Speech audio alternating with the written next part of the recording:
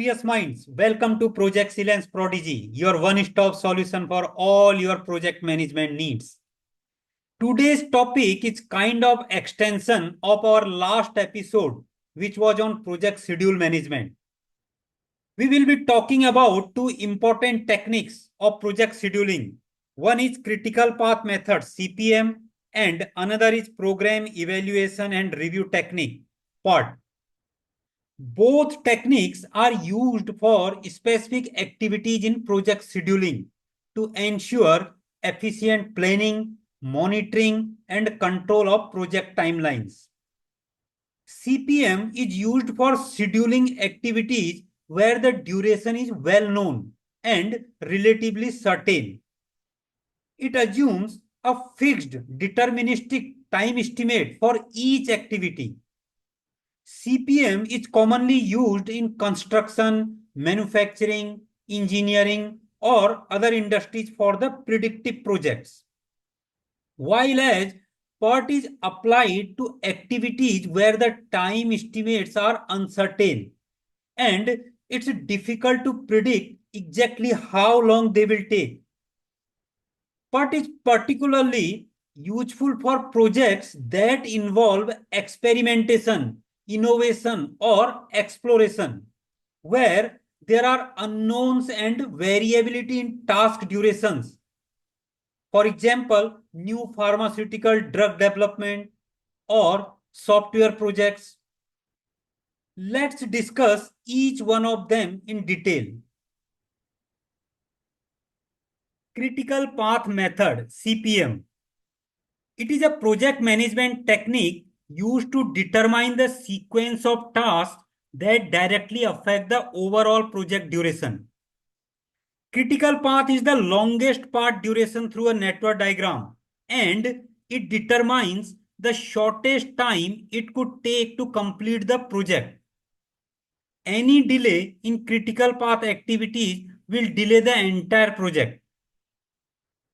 So before moving into the steps of CPM scheduling, let's clear some of its key concepts. So what is critical path? It is the longest sequence of activities in a project that must be completed on time for the entire project to be completed on schedule. Any delay in critical path activities will delay the entire project. Activity duration. Each task or activity in the project has a specific duration, which may be fixed or estimated. Dependencies. Tasks are connected by dependencies.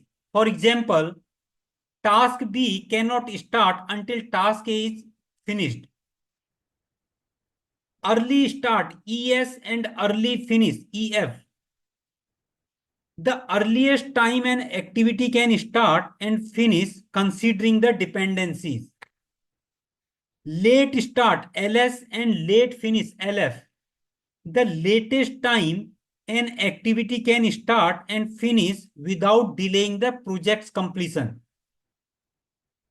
Float or slack. The amount of time an activity can be delayed without delaying the entire project. So there are two types of float. One is total float. The time an activity can be delayed without affecting the project's end date. And another one is free float.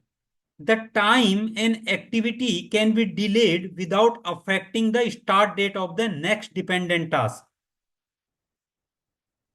Next, come to the steps in CPM scheduling. So, the first step, we have to list out all our activities, identify and define all the tasks required to complete the project.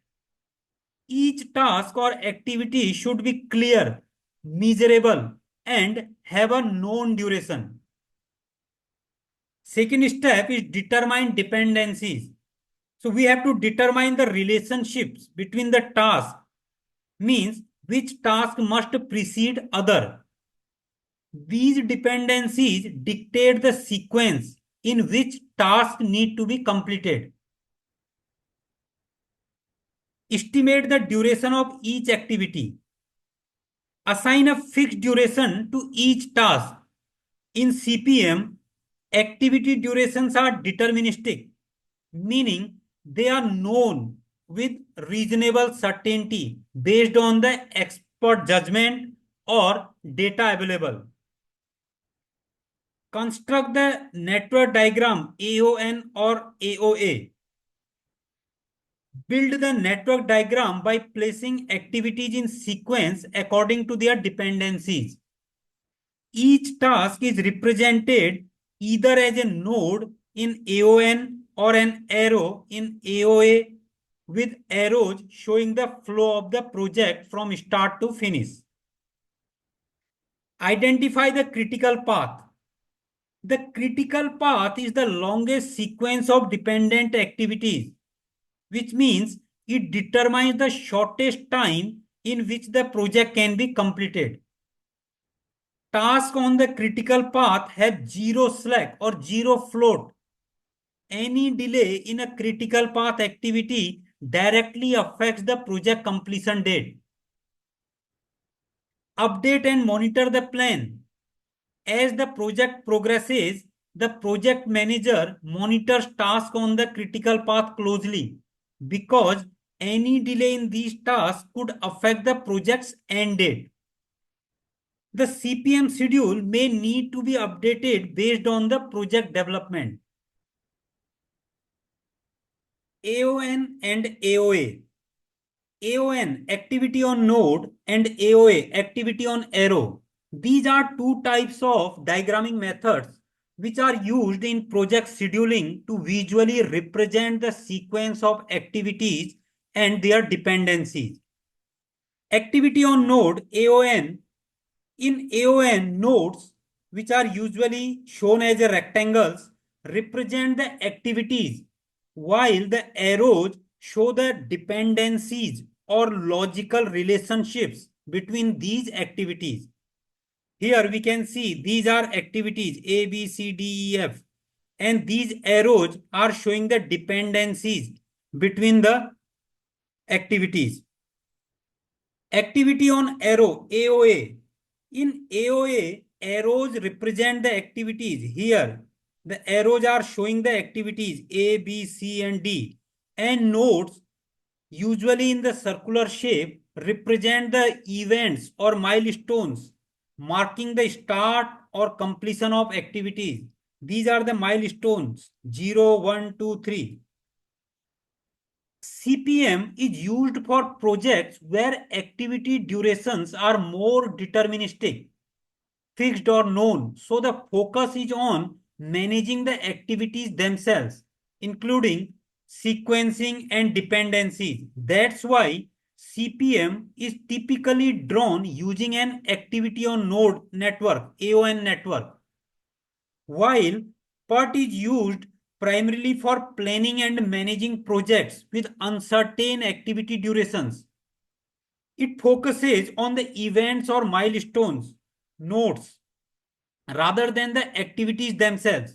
So this is why events are more prominent in PERT and activities are depicted as arrows connecting them. So PERT is often represented as an activity on arrow, AOA network. Let's break down the CPM step by step using one small project example, which has total 7 tasks. So if you recall the previous slide when we discussed the steps in critical path method scheduling, so the first step was list out all the activities. So here we have all the activities A up to G. Second step was task dependencies and relationships. So here under this description, we can see activity A and activity D start on the day 0 in parallel. Activity B and activity E have a finish to start relationship with activity A. What it means? It means they can only start once activity A is finished. Activity C has a finish to start dependency on both activity B and E. Activity F has a finish to start relationship with activity D. And activity G is the final activity with a finish to start dependency on activity C and F. Next step is to estimate activity duration.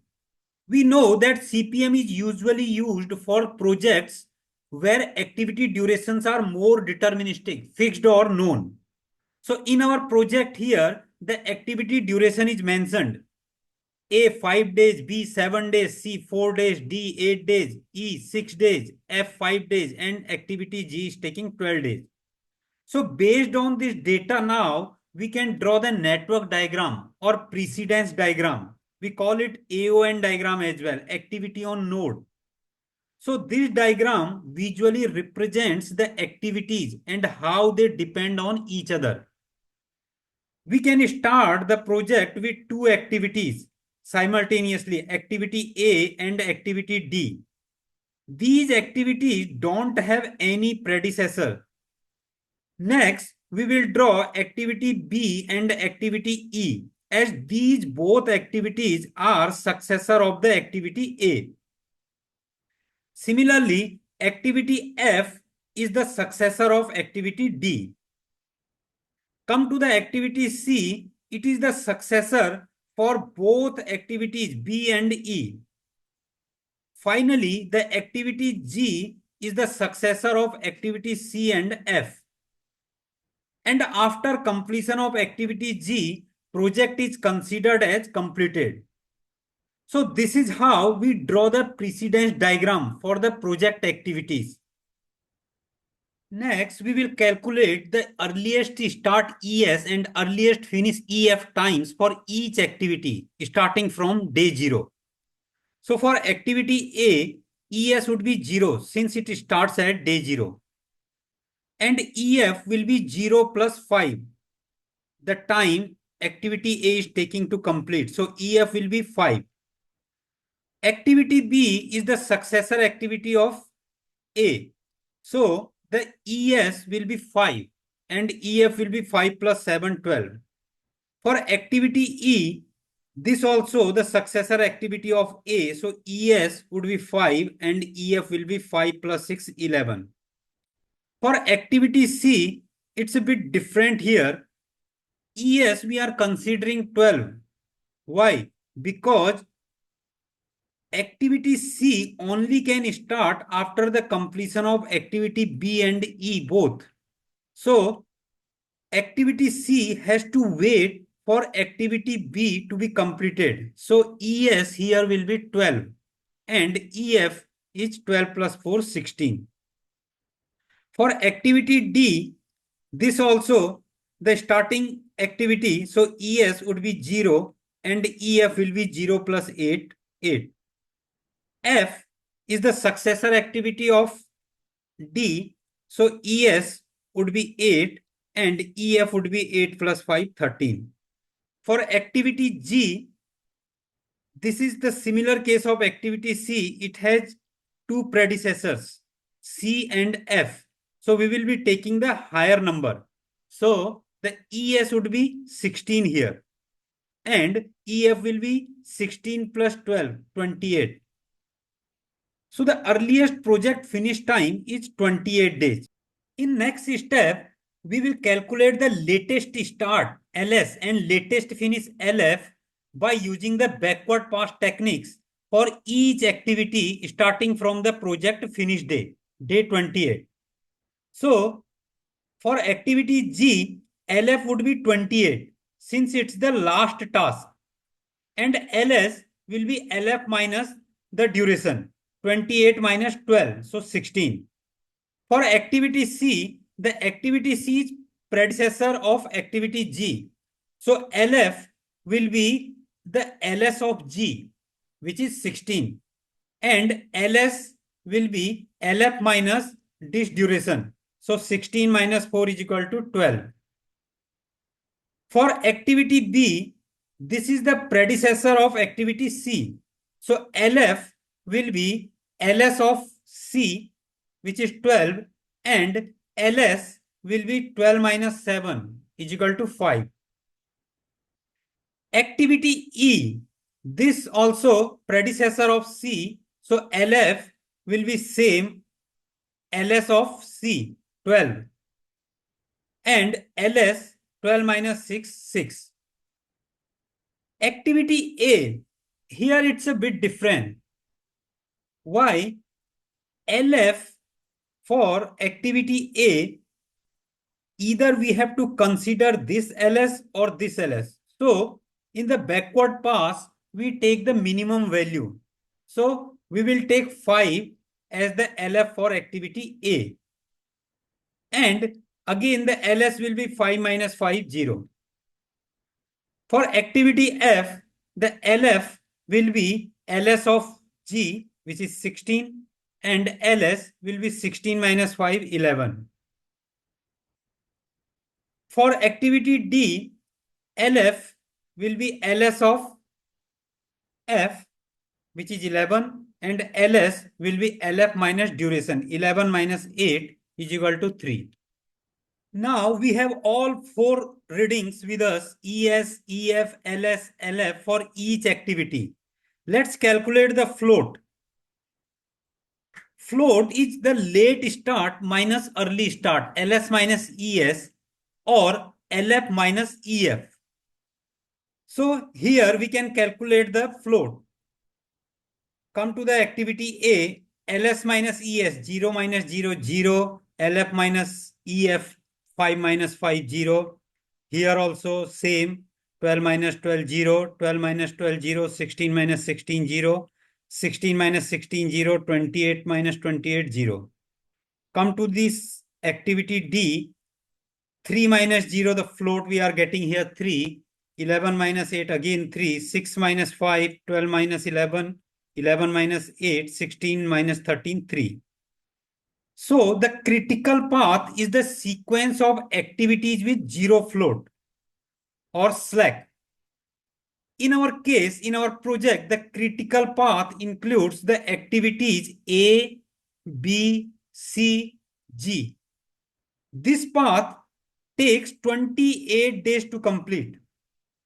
Any delay in activities on this path will delay the entire project. While the activities which had some float, like this activity D, it got 3 days float. For F, 3 days float.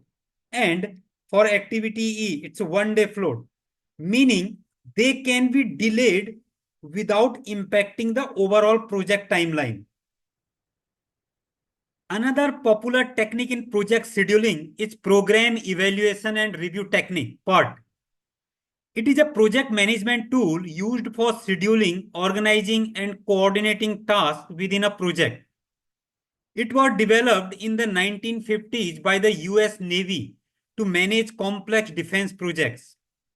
PERT is particularly useful when the exact duration of activities is uncertain and project managers need to estimate the time required to complete the project. So what are the steps in PERT scheduling?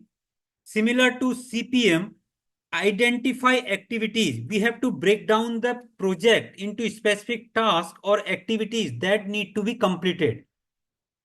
Determine dependencies. Identify the order in which activities need to be performed and establish the relationships between them. Estimate time for each activity. Here is the difference in PERT compared to CPM. In CPM, the duration is more deterministic, fixed or known. But in PERT, for each task, we estimate the optimistic time O, pessimistic time P, and most likely time M based on available data or expert judgment.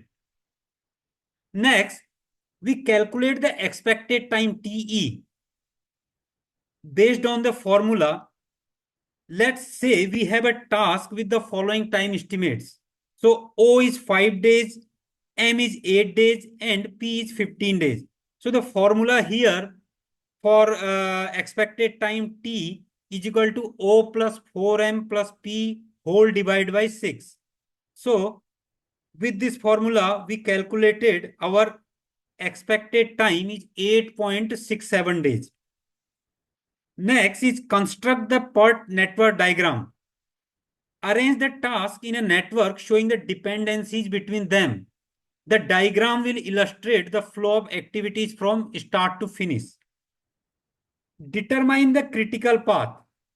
Once we drawn the network diagram, we have to identify the longest path through the network, which determines the project's expected completion time. This is the critical path, and any delays along this path will affect the entire project. Calculate project completion time. Sum up the expected time along the critical path to estimate the total project duration. Let's understand the PERT chart in detail, discussing each activity, the optimistic, pessimistic, and most likely time estimates, the expected time TE, sequencing, dependencies, and finally identifying the critical path. So here we have one small project which has 10 activities, activity A up to activity J. If we see the dependencies and sequencing of these activities, so activity A, B, and C are the starting activities with no predecessors. So these can be initiated simultaneously. Activity D cannot start until activity A is completed. Activity E relies on the completion of activity B. Activities F and G depend on the activity C completion. Activity H requires both activities E and F to be completed. Activity I starts after activity D is finished. And finally, activity J can only start after both activity G and H are completed. So next, we will estimate the time for each activity. In PERT, for each activity, there is optimistic time O, pessimistic time P, and most likely time M, based on the available data or expert judgment. So for activity A, value of O is 3, P is 11, M is 4. So we calculate the expected time with this PERT formula, which is T is equal to O plus 4M plus P whole divided by 6.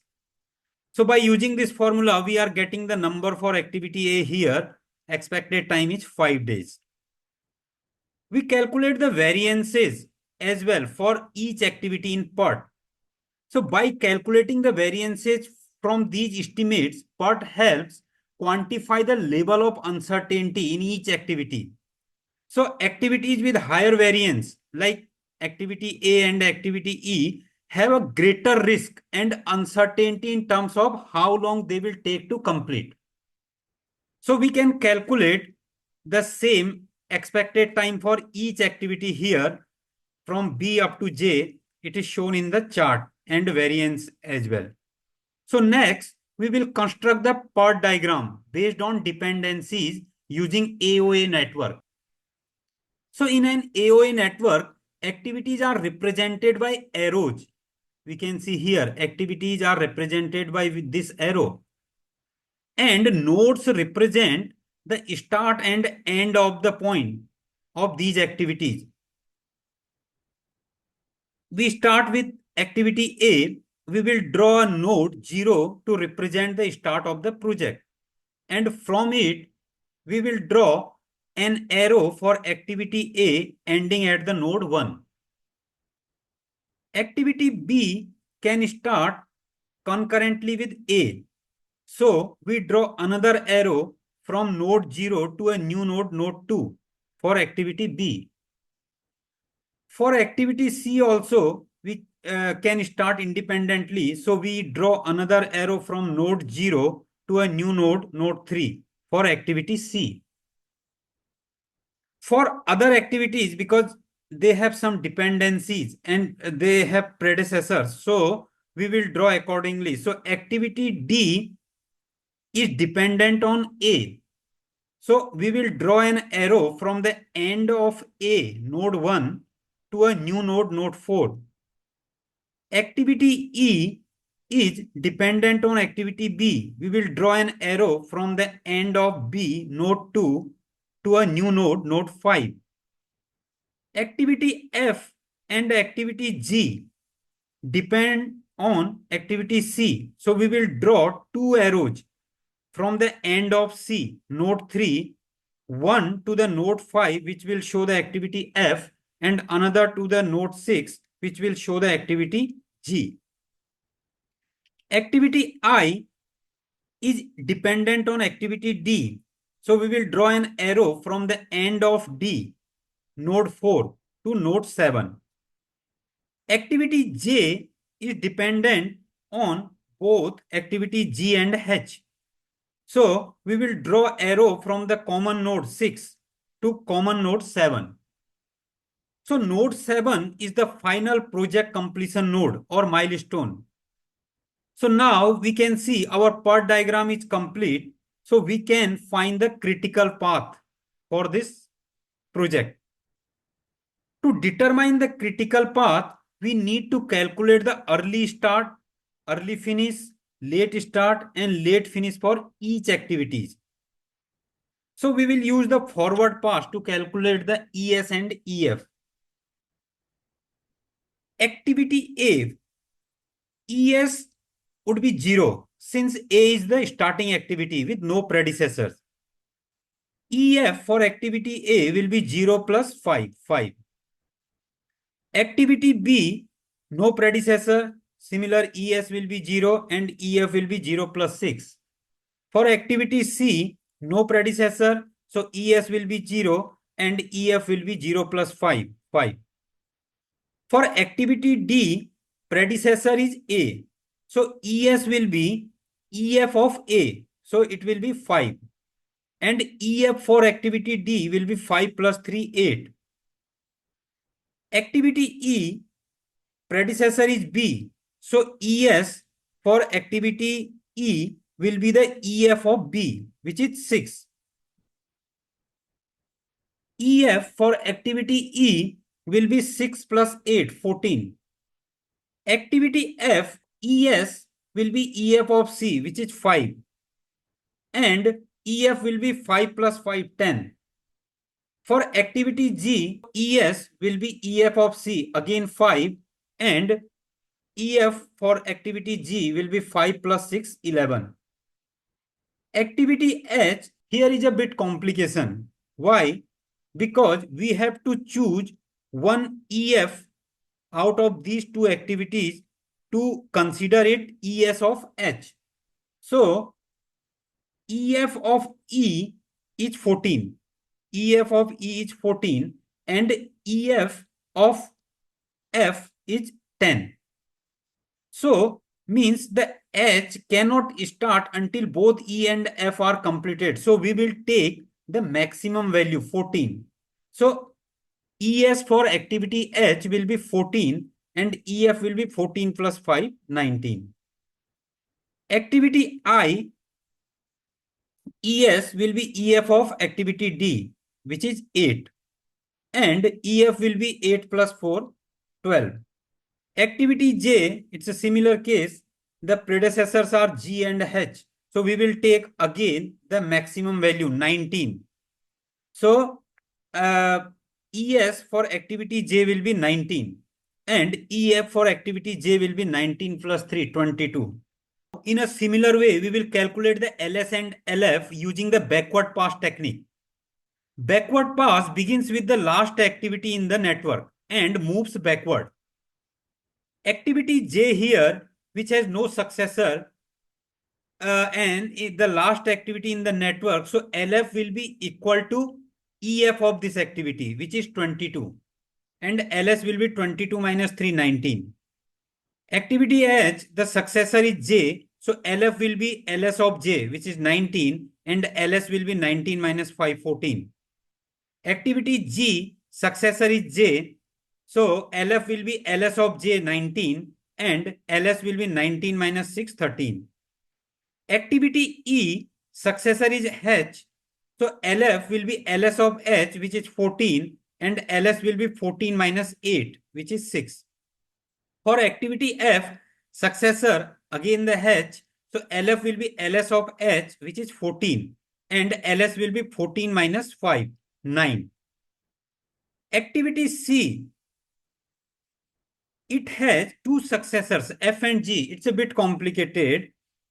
We have to choose one LS, either LS of F or LS of G, and we will choose the minimum value. So LS of F is 9 and LS of G is 13. So we will go for the 9 because C must be completed before either F or G starts. So we choose the earlier time. And LS for C will be 9 minus 5, 4. For activity B, the successor is E. So LF will be LS of E, which is 6. And LS will be 6 minus 6, 0. Activity I, LF will be 22. And LS will be 22 minus 4, 18. For activity D, successor is I. So LF will be LS of I, which is 18. And LS will be 18 minus 3, 15. And for activity A, LF will be LS of D, which is 15. And LS will be 15 minus 5, 10. So now we have ES, EF, LS, LF for each activity as per this table. So we can calculate the float by LS minus ES or LF minus EF. The critical path is the path through the network where the float is 0. In our project, activities B, E, H, and J have the 0 float. So B, E, H, J is the critical path for our project. What it means, there is no flexibility in timing for the activities on this path. Any delay will affect the overall project duration. And our project completion time is 22 days. So that wraps up our discussion on CPM and PERT. To sum it up, both of these techniques are important tools and techniques for scheduling the projects, but they serve different purposes depending on the situation. So CPM, critical path method, helps identify the critical path through tasks with fixed durations, giving a clear idea of the shortest time needed to finish the project. On the other hand, PERT handles uncertainty by using 3 time estimates: optimistic, most likely, and pessimistic for each task. So this makes it perfect for projects with more unknowns. PERT also calculates expected time and variance to manage risk and give flexibility in scheduling. So both methods, when used together, offer a solid ways to plan, analyze, and optimize the project timelines. So that's all for now. I hope you have enjoyed the content and the delivery. Let's take a short break and I'll return soon with more project management material. Before we part ways, I'd like to ask you to kindly show your support by liking and subscribing to my channel. Your engagement means a lot to me. Namaste, goodbye, Sampai Jumpa.